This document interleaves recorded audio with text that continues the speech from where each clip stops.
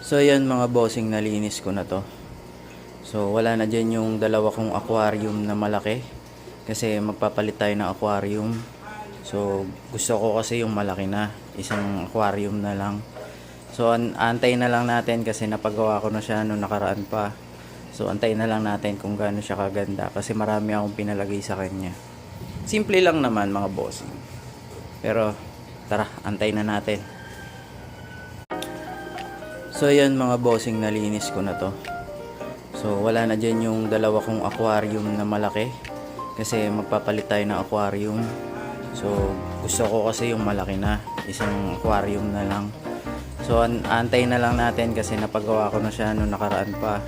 So antayin na lang natin kung gaano siya kaganda. Kasi marami akong pinalagay sa kanya. Simple lang naman mga bossing.